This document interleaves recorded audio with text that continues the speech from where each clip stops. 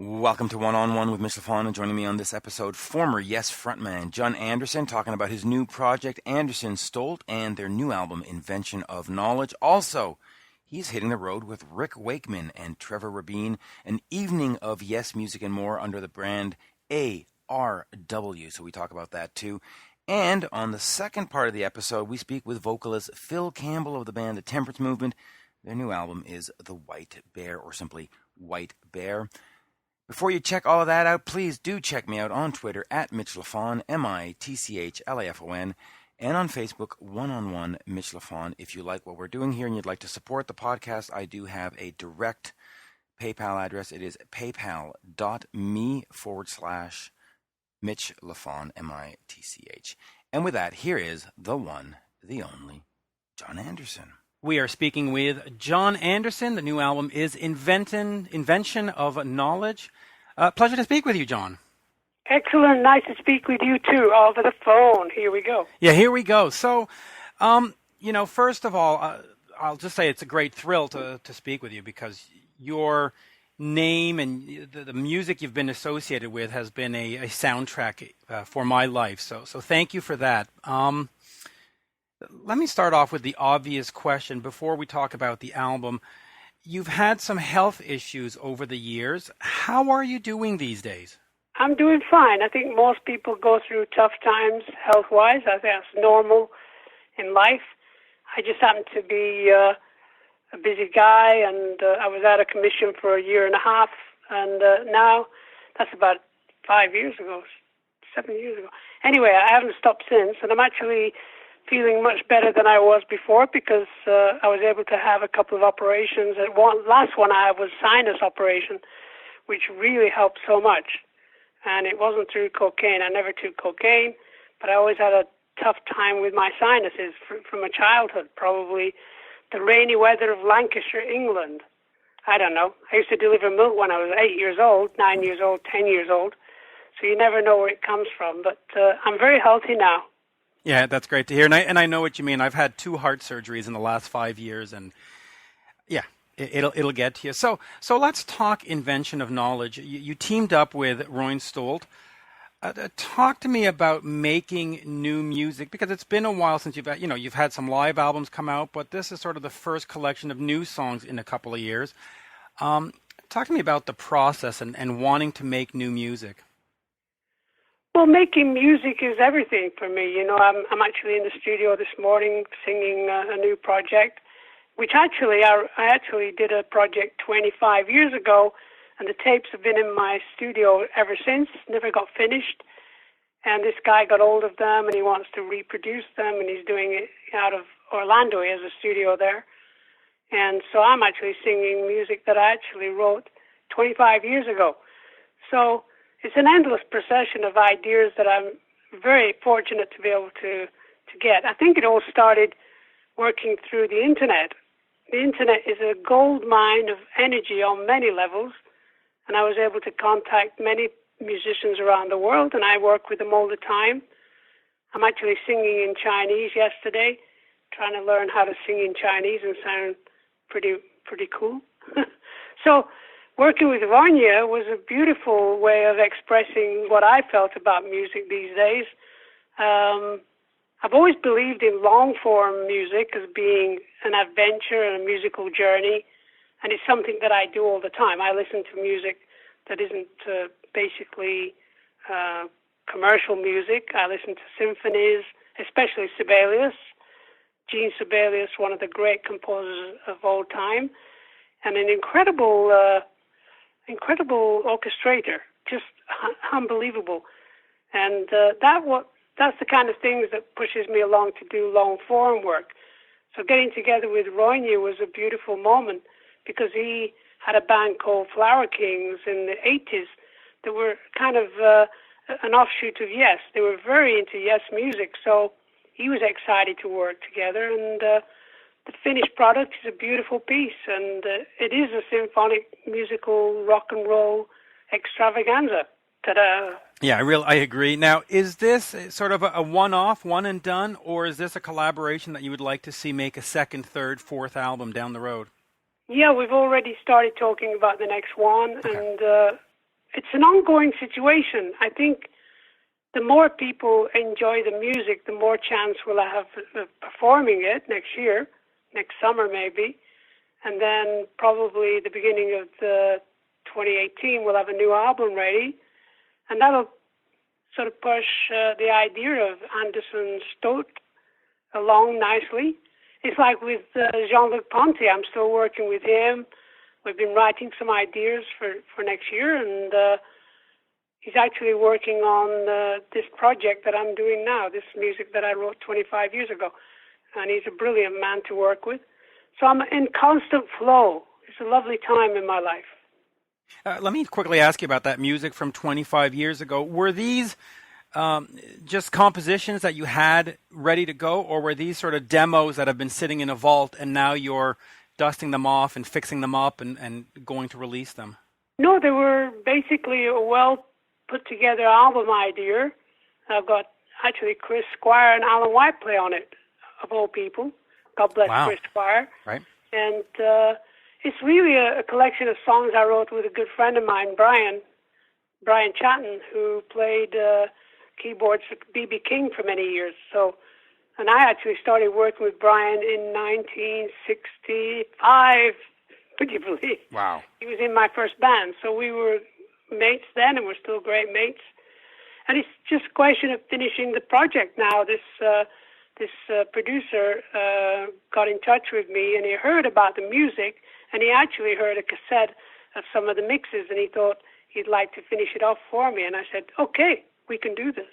That sounds great. Now, you have Alan and Chris, God rest his soul, on them. Was that a Yes album in the making, or was this? No. Okay. It's one of those things. It was called Us Lot, which means a lot of us. And the idea was to get a couple of the guys from the Beach Boys to sing on it, Wayne Shorter to play on it, Chris and Alan to play on it, get a bunch of people just to play on this music that me and Brian wrote with a friend of ours, Keith, up in Big Bear. I was up in Big Bear for 6 months trying to change my life, which I did. Right. Now, you mentioned Chris, and we all know that he's passed away. You were with him from the very beginning. What did he mean to you?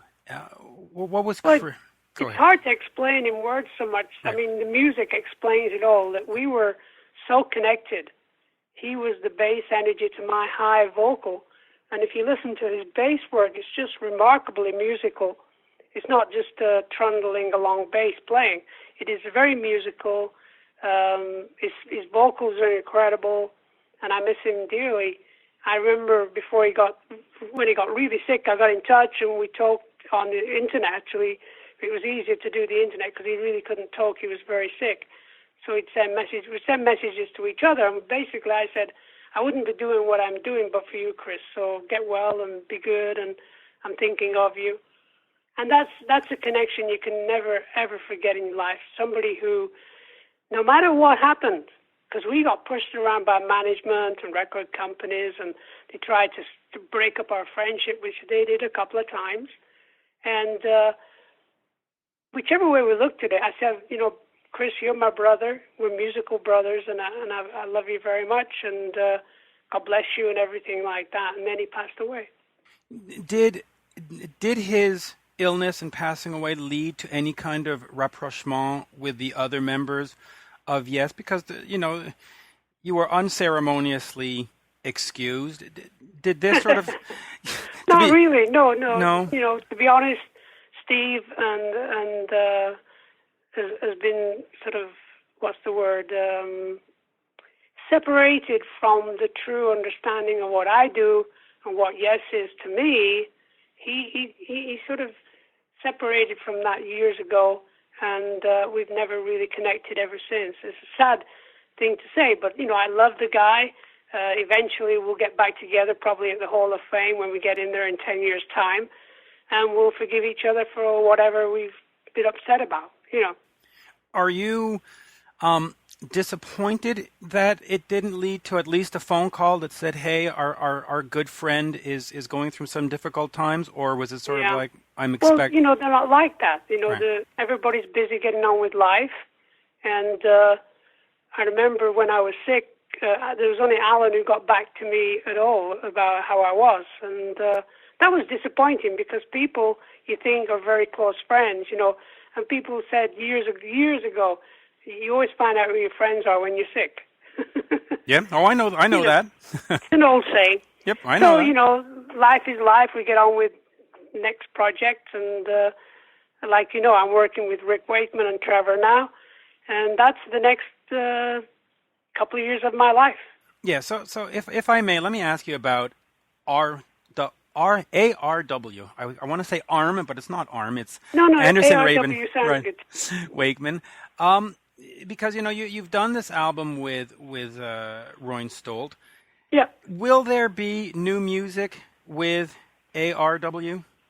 Yeah, we've written some work, and we've got quite a considerable amount of song ideas, but we just sort of backed ourselves up against the wall not to do any finishing of the album because we have a tour, and we have to really concentrate on making sure the music is really good.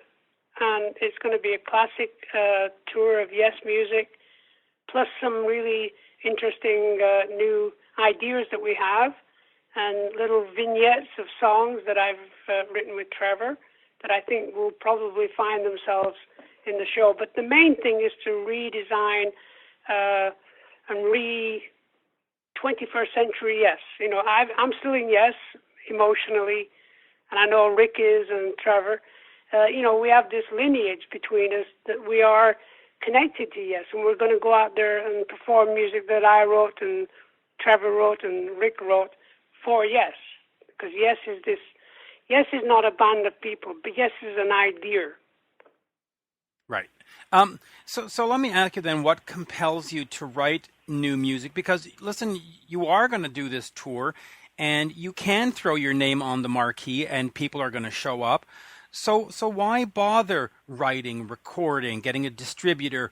Why not just go, hey, let's do this for 2 years, 3 years, 4 years. Let's go play the hits. I mean, yeah, that would honestly, that would do my head in. Okay. I've seen it happen to other bands, where they just go out and they just perform, and I don't know. Some people like doing that. So I just don't like doing that. I'm definitely a progressive musician.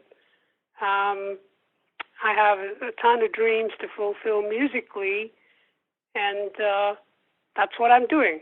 And I know that, of course, I could make a living going out and get a band of musicians and go out as Yes, or a version of Yes, you know what I'm saying? But that's not what we're doing. We're musicians that want to play together and make music together and have fun and put on a great show in true ARW manner. Yeah, I'm looking forward to that. That's all. I certainly hope that it comes to Canada. Now, you did mention the Rock and Roll Hall of Fame. Why do you think they've been so reticent in not only letting Yes in, but progressive bands in general? Why have they not embraced the genre? That's a tough question in a way. It's like it never bothered me, the whole, I went to the Hall of Fame when it was created. I've visited there a couple of more times. I actually performed there 3 years ago at one of their storytelling shows, because I was doing a show in Cleveland, and they asked me would I go to the Hall of Fame and do a storytelling lunchtime thing, and I said, yeah. And they showed me around the people that run the place, and they're just fantastic people. And the place is amazing, and it takes me through my whole history of my life, and from the 50s, through right to now. And there was a corner of, I think it was second floor, there was a corner that was empty, and the guy pointed over and said, that's for Yes, when it happens. And I said, that's the truth. It'll happen when it happens. I'm not going to hold my breath. Yeah, well, let's hope it happens at some point. Now, I do see we're running out of time. If I may, if we can go back just to the album 90125 that came out in '83. That was your returning to the band after a brief hiatus. Talk to me a little bit about that album and how it became so huge, because Yes really started hitting the mainstream at that point.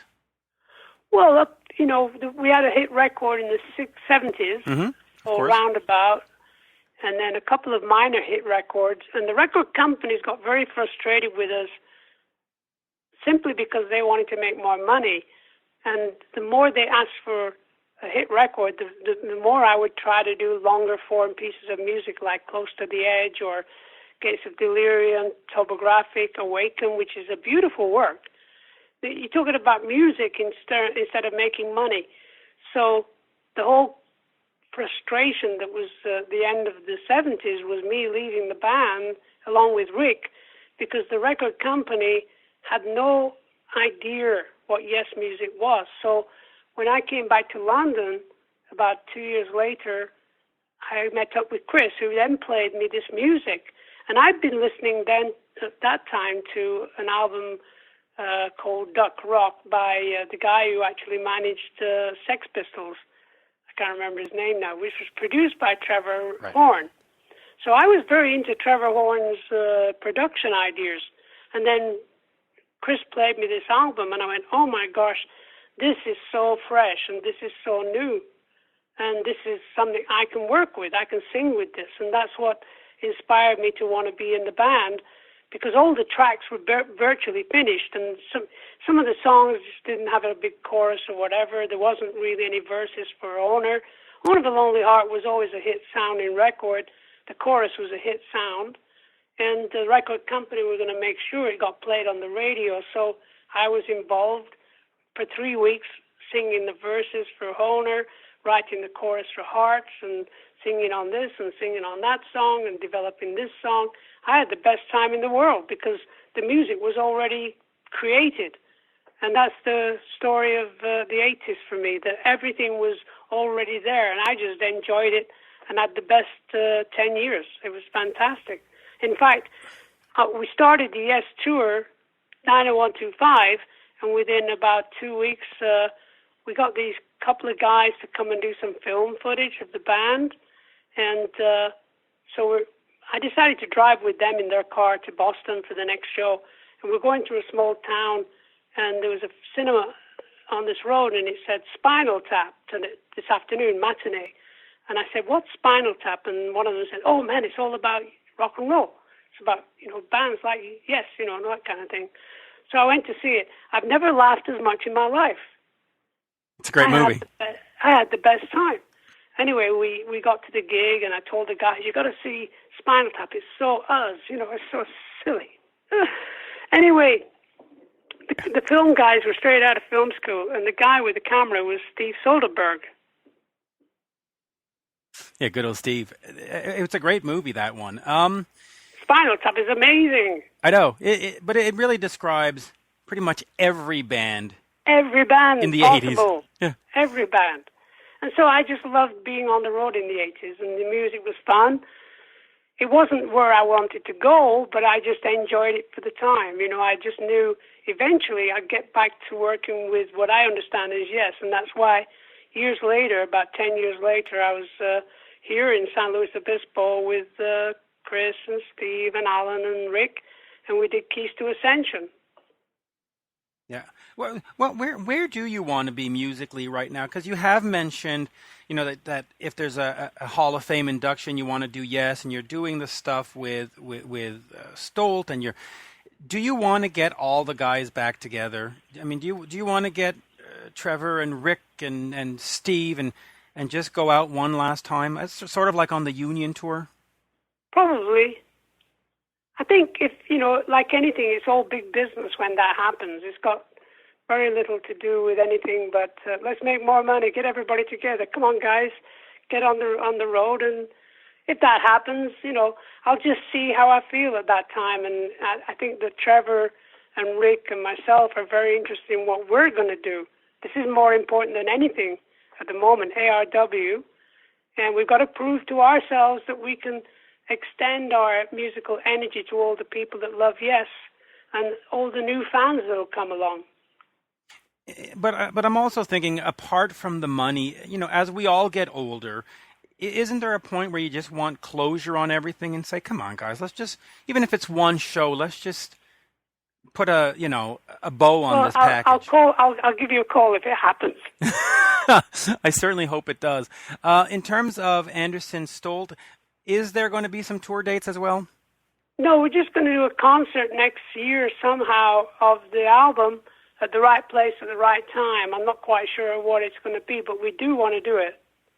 We might do a pay-per-view sort of thing. There's a couple of good companies called Stage It, and there's another one where you can actually do a show and it can be projected on the internet around the world. And that kind of thing would be fun to do.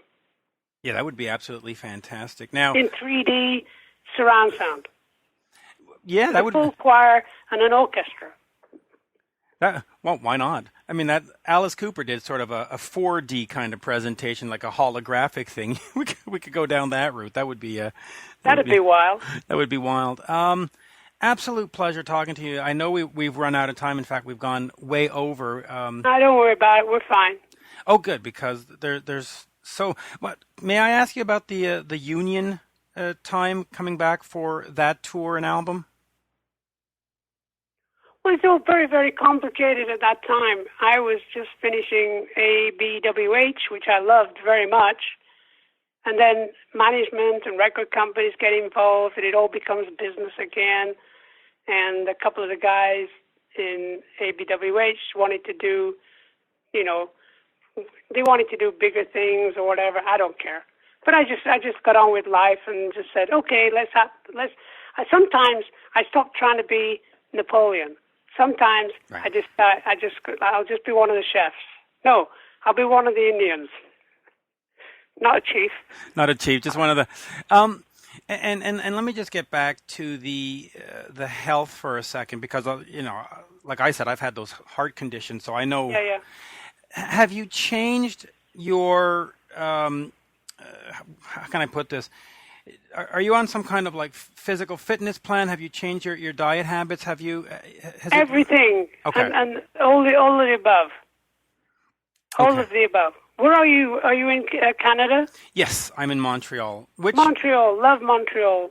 Anderson Ponte did a great show there a while ago. And Quebec, we had the best time. It was our last show. We actually made a film of Montreal and Quebec.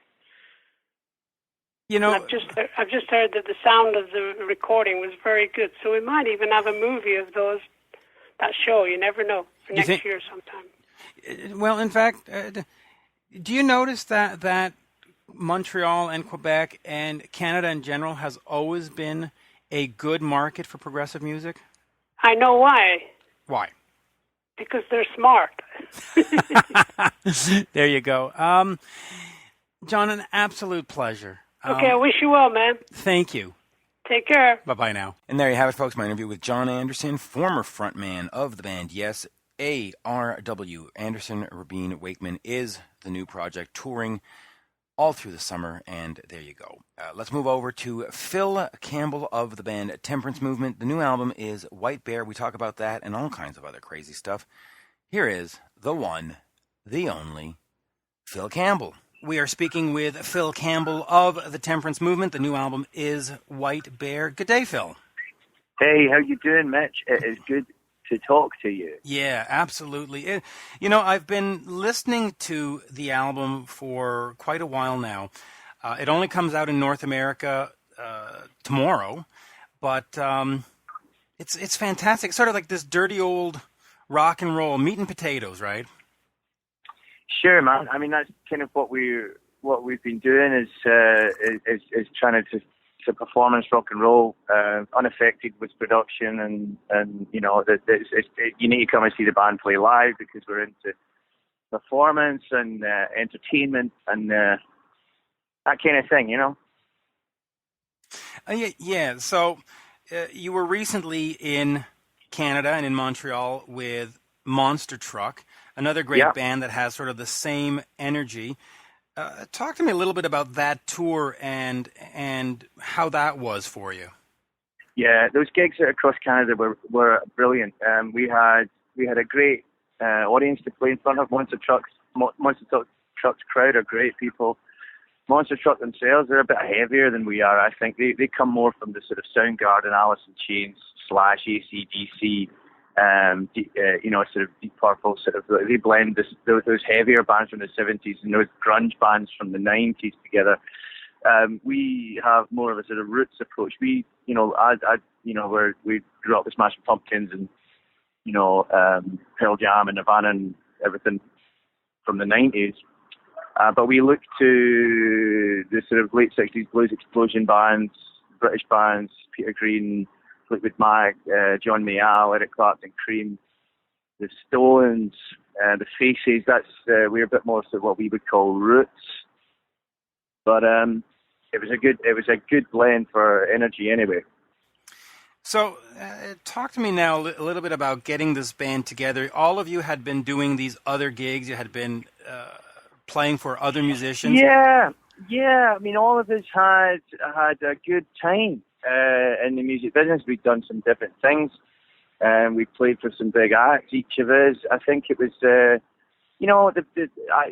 London is the connector. I've come from Glasgow in Scotland, but I lived for much of my life, about 15 years in London. It's where just before I left there, and I now live in Glasgow again, but before I left London, I met Luke Matashnik, who was quite keen to start a band that was influenced by our love of rock and roll music, and the Black Crowes being one of those bands. And I said, yeah, I'd love to do that, but we didn't get it together for another couple of years. We started off with three of us, two guitar players, me and Paul and Luke, and then we found Nick, who'd worked in the music business for years as well, and Damon.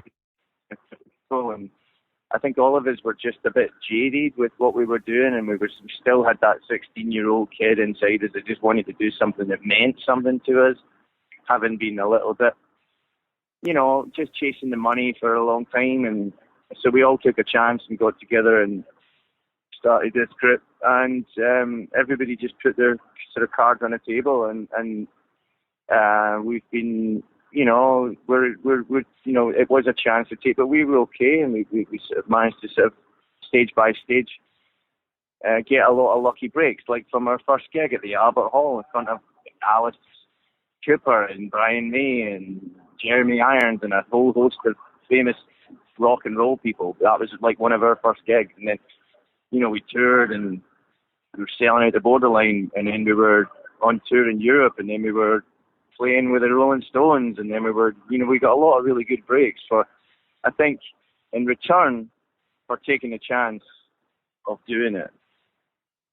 Yeah, so explain to me, because, with those musicians, you got to see the business, you got to see how difficult it was to get gigs and to get record deals. What was the learning curve for you in that? How did you sort of take from those bands and say, okay, this is how we're going to do it for our own thing? No, well, I mean, all I've got is my own experience. I was trying to be a solo singer-songwriter type of person. And, there was just it's too crowded a sort of place to do that. There was lots and lots and lots of successful artists, and I genuinely thought that that's what I was supposed to do. But my journey was basically putting down the guitar and stopped worrying too much about the whole production of it, and just focusing on my voice. My trip with the Temperance Movement has been learning how to become a member of a band, and I always have wanted to. Really, that's what's been in my heart. Not, I've broken up bands, I've gone solo, kept going solo, but in my heart, it's I want to be like Chris Robinson and the Black Crowes, and I want to be part of a band, although I don't want to break up with the band like he did. But it's one of the main influences on me was this guy. But I hope our band will stay together. But maybe not after this interview. Now that you've announced you want to go solo. No, I'm just kidding. But no. I wasn't saying that there. No, I know. I stopped wanting to be solo when I joined the Temperance Movement, and I was able to see and find out what it was that I was really good at, which was singing and kind of sometimes conducting and sometimes picking and choosing and directing the other guys on what was cool that they were doing and how, that's a good bit there. And I'm good at collating music and helping the flow of it rather than being in complete charge of it, So, because in the band in so many ways, I have nothing to do with the band personally. The business of the band, the business of hiring this truck that I'm sitting in talking to you. I have no idea how that was done. I don't know about how the gigs were booked. I don't know any of how to get a hotel, run a hotel rooms all at the same time, and But my bit is to sing, and so I learned my parts. You're asking me what have I learned?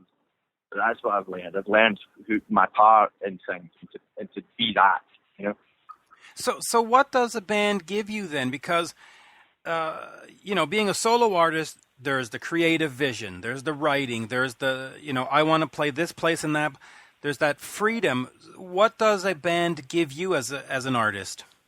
I think that basically that freedom that was there is not freedom, it's isolation. So the band gives me friends, it gives me community, it gives me the group, it gives me I'm part of a group, it gives me the chance to share, and it gives my music and my various passions, it gives them the chance to be shared and made better by the other people there, Musicians are they forever believe that, some musicians who are very headstrong, like I used to be, just believe in their vision and can't let anybody in on it. But music is shared. Music is shared, and it should be, because whenever somebody else comes on and joins you in what you're doing, it's better than it was.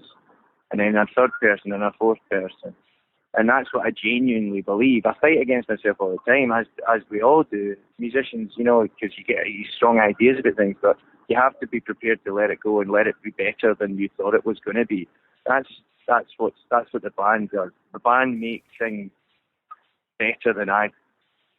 Better than you can be alone. Does this sort of now exclude any chance of you in 10 years down the road going solo, or is there still a chance there, 5 years from now you go, what, I've got these songs that don't fit for the Temperance Movement, let me go do them by myself, or you're like... No, that's a difficult thing, because I don't. Right. I think, to be honest with you, I kind of more or less given up on all that kind of stuff. I would love to be approached to do something on my own or whatever if I had time, if it be for some sort of purpose,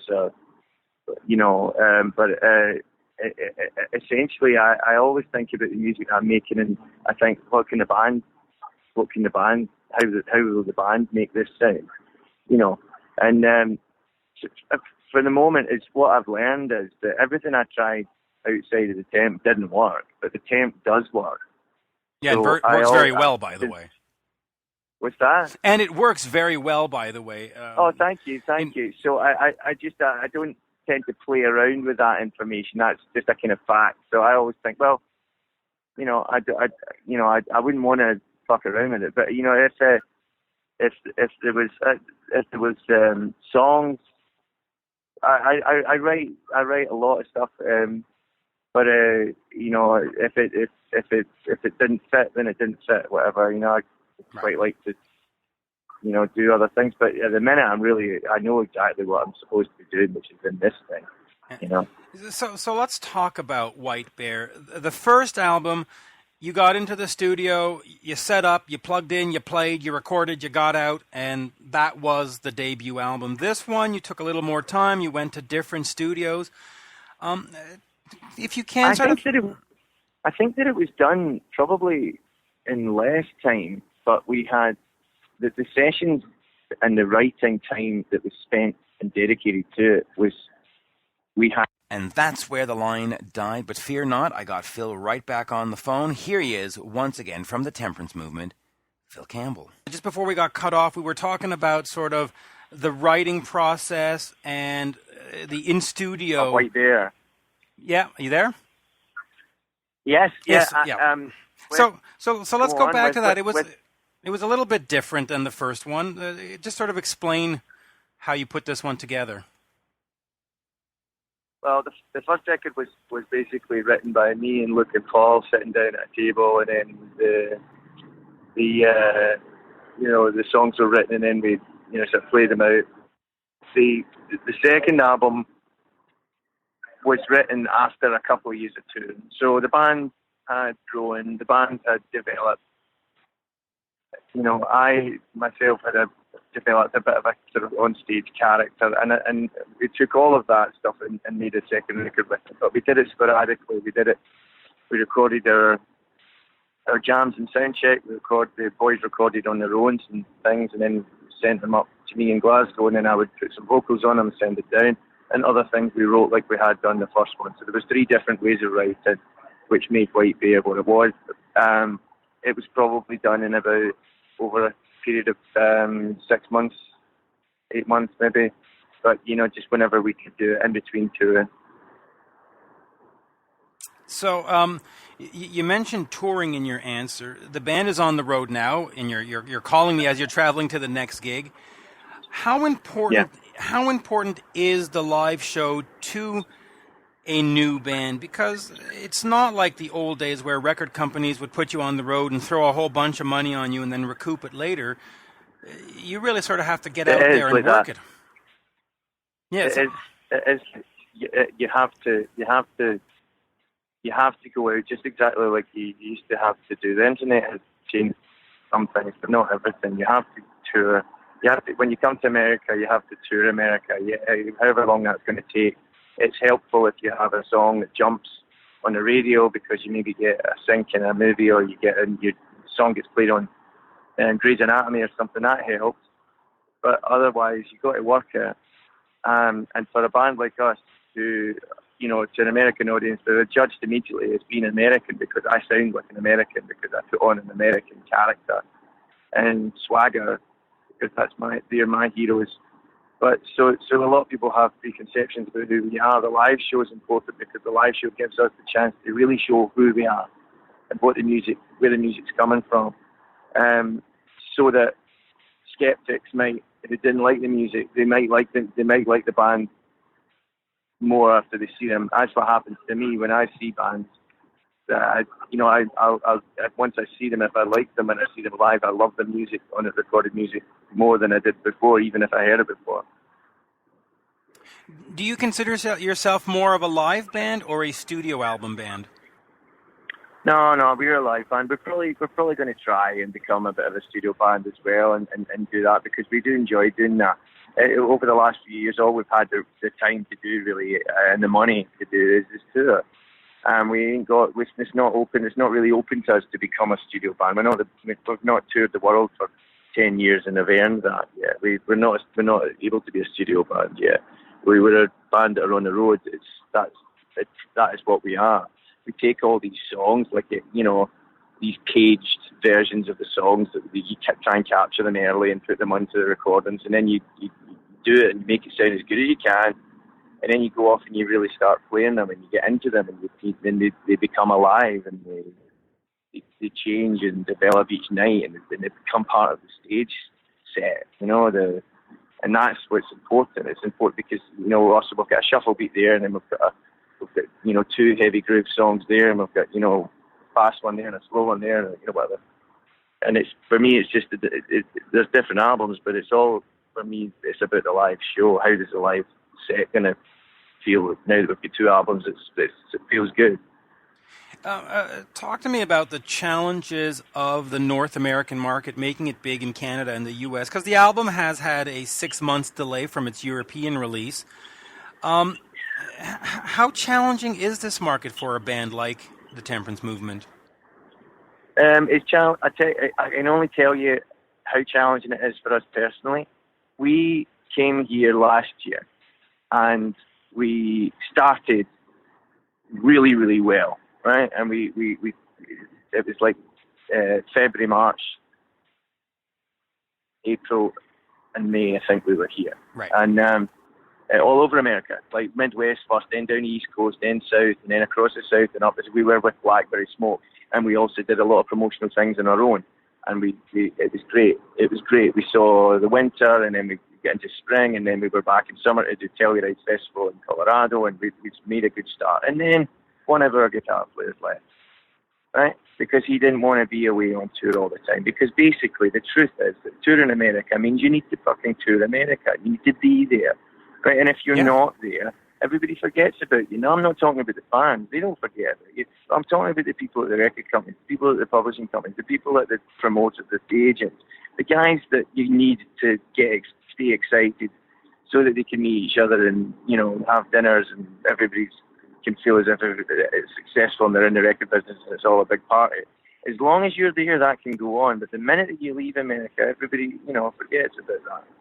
And because they need to move on with whatever else is happening. I was told the Black Crowes are successful because they toured solidly for 20 months around America. I was told that Bruce Springsteen is successful because he toured solidly for 4 or 5 years between albums, just constantly. He didn't have time for a personal life. Now, that is fine for a band who are 19 years old, right? But for our band, we're a little bit older, and we've all got kids, and we've all got wives, and we've all got families, and we all got rent to pay. And it's a difficult proposition for us to be away to America all the time. One of our guys left because it wasn't working for him. It stopped us being able to come back to America when we wanted to, when we needed to. It delayed everything. Everything got delayed. But we got our shit together again, and we're all right, But it's been a bit of a delay in getting the thing out. It's been tremendously frustrating for us that the album wasn't out in America until not even fucking yet. It's like tomorrow or something. It's very, very frustrating because America is like one of our favourite places to play, and where the music sort of translates very, very easily. And the fact that there was a delay, this is all up in the higher echelons that I do not understand. But it's been frustrating. Yeah. You mentioned, of course, Luke leaving. Was it disappointing for you because you built this movement going on? You had, of course it was. Okay. It was devastating. Is what it was. I mean, I mean, personally, I didn't see that coming at all. But it was. The guy was a brilliant person to work with. Very, very, very good collaborator, and he was a sort of good motivator as long as he was into the thing, And I could see, and everybody could see that there came a point where it just wasn't working for him, and he wasn't enjoying it, and he was kind of doing other things, and he was honest, and we were all close enough to just sort of deal with that. There was no big fights. There was no lawsuits or divorces. It was just a kind of right. Okay, that. And the band changed. The band just had to change. We had to pick it up, and run with it, and take on somebody else and find somebody else, and then the band, becomes a different type of band, a different family, a different group, a better band maybe than it was. Were you at all? Or are you at all mad at Luke, though? Because you did have that energy going and that vibe going. No, not at all. Okay. Not at all. I mean, because essentially, I would be mad with him, and we would all be mad with him if he felt that he had to continue being in the group against his own sort of will to do whatever he wanted. Because he wanted to, have his family life, and he wanted to. I think he enjoyed producing acts and working with solo artists and being the kind of key figure. He likes being the sort of Ethan Johns type of figure in a thing, and that's what he wants. Okay. I want him to do that and be happy doing that. Yeah, fair enough. And basically, the guys that were left, we were prepared. People told us the horror stories. We met Steve Gorman. He told us about touring. He told us the toll it's going to take in our lives. He says, watch out, something's going to, something always happens. You always come up against things you don't expect. Just, and whoever the guys that were left in the group, we kind of had to join a bit more closely together. And the thing just, I think we decided, well, he's jumping at ship on it, but we're not gonna. We're gonna make a stay. And so we kind of made our kind of proper declaration that we were going to, you know, continue with the group, because we could have just given up. It was a bit shitty, but you know, we had to go on. Yeah, you had to go on, and I guess we'll end on this, because you mentioned that you are a bit of an older band in the sense that you're not 18 years old running around in a beaten up van trying to make it.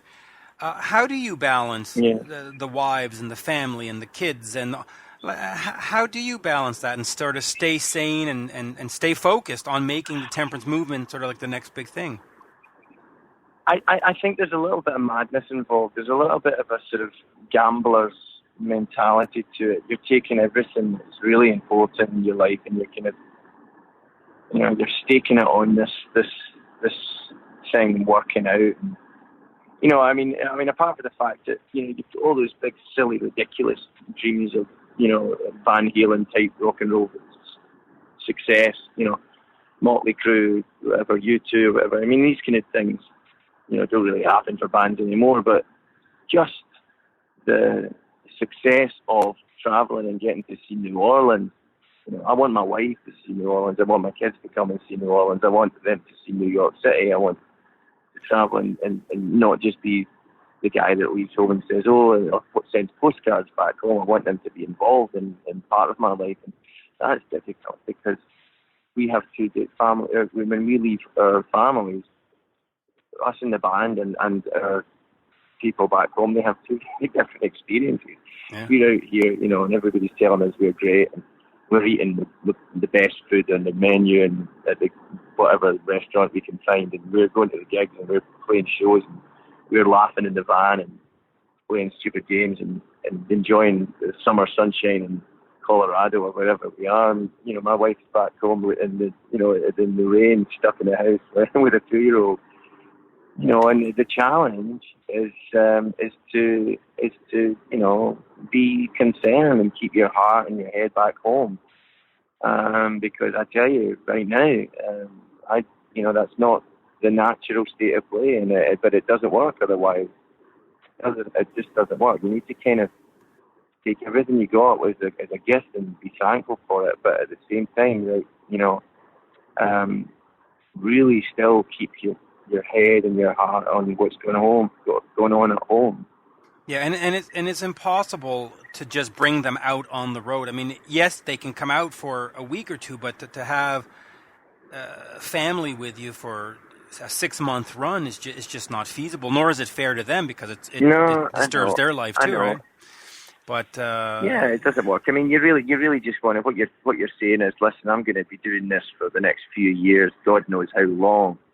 Maybe there'll come a time where we get to take a break, and in that time maybe we'll have you know, the means to do a little bit of traveling ourselves because of the work that I'm doing just now. You know, I mean, it's like you're kind of planning ahead all the time, but still trying to enjoy the journey of it, especially when we're back home. I am very much a home bird, and I like my cooking, and I like my family life, and I like my piano and my little sort of my little girl and my son, and you know, this is my life, and I get to be both a rock star and a family man. I get both of these things.